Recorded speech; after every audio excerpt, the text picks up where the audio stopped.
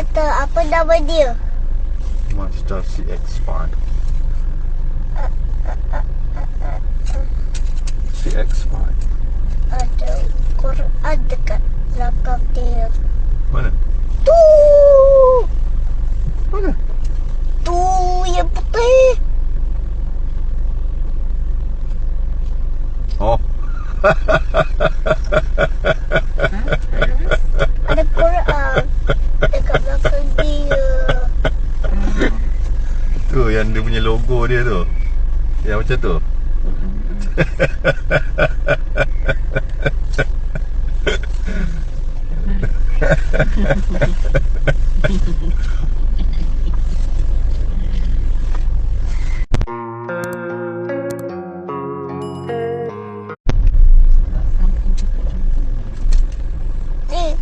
Ni kereta apa nama dia?